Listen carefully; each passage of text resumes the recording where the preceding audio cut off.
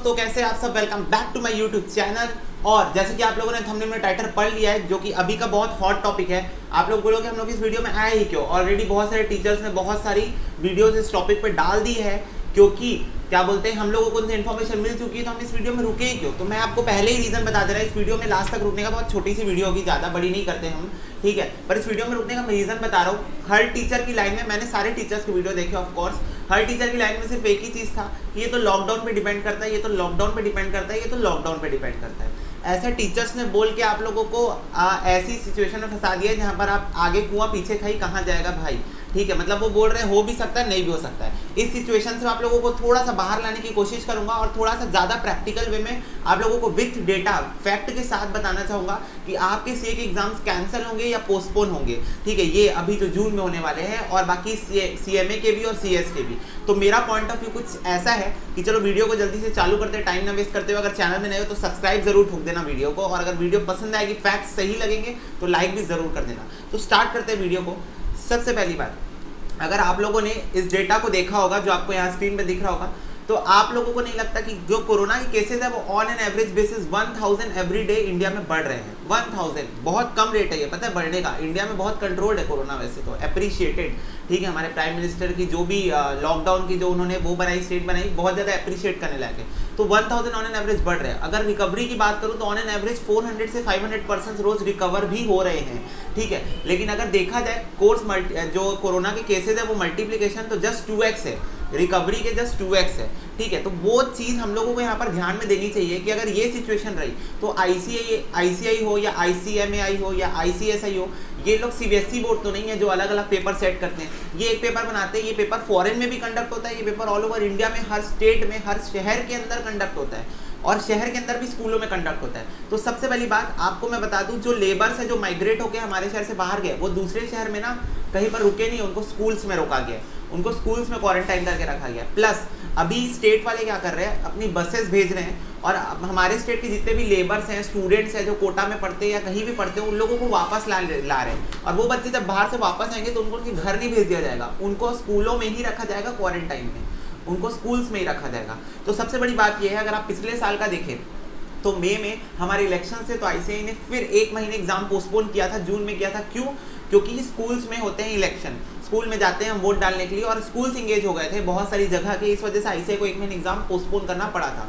तो बात अगर मैं करंट सिचुएशन की करूँ तो अभी भी स्कूल्स जो है वो मोस्ट ऑफ द स्कूल्स अभी इंगेज्ड है, वेदर वो माइग्रेटेड वर्कर्स के लिए हो या फिर हमारे खुद के जो लोग बाहर से आ रहे हैं वापस, उन लोगों के रहने के लिए। पर स्कूल्स अभी के टाइम पे इंगेज है, और मुझे ऐसा लगता है आने वाले 1-1.5 महीने तक वो स्कूल्स इंगेज ही रहने वाले हैं, ठीक है। तो ये एक फैक्ट है जहाँ पर हमको बात करनी चाहिए कि स्कूल्स अभी फ्री नहीं है आईसीआई एग्जाम कंडक्ट कराने के लिए, पहला चीज़। दूसरा चीज़, अगर सर्कमस्टेंसेस को देखा जाए, कोरोना जिस तरीके से मल्टीप्लाई हो रहा है इंडिया में, उस सिचुएशन को देखा जाए तो मुझे नहीं लगता 5 लोगों से ज़्यादा की पब्लिक गैदरिंग पॉसिबल है। तो ऐसे में एग्जाम कंडक्ट कराना इज़ नॉट पॉसिबल, क्योंकि वहाँ पर तो लाखों की भीड़ जाती है बच्चों की एग्जाम देने के लिए, फाउंडेशन वाले, इंटर वाले, फाइनल वाले। तो इस सिचुएशन में भी आईसीआई एग्जाम नहीं करा पाएगा, इवन सीएमए और सीएस वाले भी नहीं करा पाएंगे इस सिचुएशन में एग्जाम, क्योंकि गवर्नमेंट उनको अप्रूवल ही नहीं देगी एग्जाम कंडक्ट कराने का। बाई चांस अगर आप ऐसा सोच रहे हैं कि हम जिस स्टेट में रहते हैं वहाँ पर केसेस नहीं है, फॉर एग्जांपल छत्तीसगढ़ में केसेस उतने ज़्यादा नहीं है, अराउंड 10 है बस, दैट्स ऑल। तो छत्तीसगढ़ में केसेस उतने नहीं, तो अगर आप ऐसा सोचेंगे कि नहीं छत्तीसगढ़ में हो सकता है कि एग्जाम हो जाए, ठीक है, और बाकी जगह में नहीं हो, तो this is also not possible, क्योंकि आईसीआई से स्पेसिफिकली एक जगह के लिए एडमिट कार्ड, एक जगह के लिए क्वेश्चन पेपर, ऐसी चीज़ें इशू नहीं करेगा। वो एक जगह के लिए वो करेगा तो सब जगह करेगा, और नहीं करेगा तो कहीं का भी नहीं करेगा। क्योंकि मैं फिर से बोल रहा हूँ, सीबीएसई बोर्ड जैसे एग्जाम नहीं है। जैसे सीबीएसई ने ऐसा किया था कि दिल्ली के एक रीजन का एग्जाम अभी तक हुआ ही नहीं है, पूरे एग्जाम्स नहीं हुए हैं, ठीक है। तो क्योंकि वो दिल्ली में रॉयट्स हो रहे थे उस टाइम पे, तो उस वजह से वहाँ के एग्जाम्स को कैंसिल कर दिया गया था उस टाइम के लिए। तो सीबीएसई बोर्ड दूसरा पेपर बना सकता है, आईसीआई कैसे पेपर बना सकता है? नहीं तो बच्चे फिर उसमें ऑप्शन उठा सकते हैं कि हमारा पेपर टफ आया था, हमारा ईजी आया था, ऐसा। तो ऐसी कोई सिचुएशन आईसीआई या आईसीएमएआई या आईसीएसआई चाहता ही नहीं है। तो इसलिए एग्जाम होगा तो सब जगह एक साथ होगा, अदरवाइज नहीं होगा, ये एग्जाम कैंसिल कर दिया जाएगा, और नवंबर में ही इस साल एग्जाम होगा डायरेक्ट। ऐसी पूरी सिचुएशन बनते दिख रही है। आई थिंक 80% चांसेज हैं, मतलब प्रोबेबिलिटी जो है वो 4:1 की है। 4 की है कि एग्जाम आपका कैंसिल होने वाला है, और 1 की है कि एग्जाम आपका होगा। अब बात यहाँ पर उठती है कि बच्चे अब क्या हम लोग फ्री हो जाए, क्योंकि हमारा एग्जाम तो अब नवंबर में है, कोई टेंशन की बात नहीं है। तो मैं ये बोलूँगा कि prevention is better than cure. कब आईसीएआई वॉर डिक्लेयर कर दे हमको नहीं पता, कब आईसीएमए आई, कब आईसीएस आई, क्योंकि अभी तक कोई नोटिफिकेशन आई नहीं है। तो ये तो मेरा पॉइंट ऑफ व्यू था, जो मैंने फैक्ट्स को देखा, डेटा को देखा, एनालाइज किया, ठीक है। और मैं सबसे प्रैक्टिकल चीज़ बता रहा हूँ, आप चीज़ इसमें एग्री भी करेंगे, ठीक है, इसमें आप एग्री भी जरूर करेंगे, ठीक है। जैसे अभी ये वीडियो खत्म हो गया, आप तुरंत जाके न्यूज़ देख लेना, आप देखोगे आज भी 300-400 केसेस बढ़े ही होंगे, ठीक है। एक शहर में मुझे लगता है सिर्फ महाराष्ट्र में ही 300-400 बढ़ गए।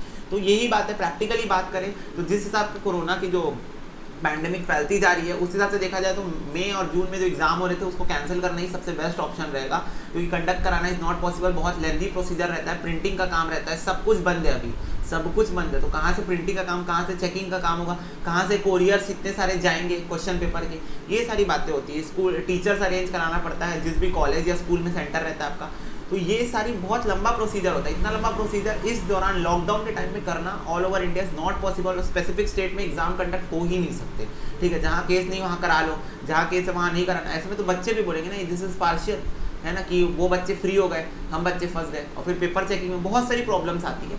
तो मुझे ऐसा लगता है कि एग्जाम कैंसिल ही होने वाले हैं, और नवंबर में आपका डायरेक्ट अब एग्जाम होगा, अगर कोरोना उस टाइम तक कंट्रोल हो गया, क्योंकि ऐसा लग रहा है जुलाई अगस्त तक थोड़ा कंट्रोल में आ ही जाएगा। तो इसीलिए पर आपको मैं ये सलाह देना चाहूँगा कि अपनी तरफ से आप प्रिपरेशन में कमी मत छोड़ना, प्रिपरेशन आप अपनी 100% करके रेडी बैठो।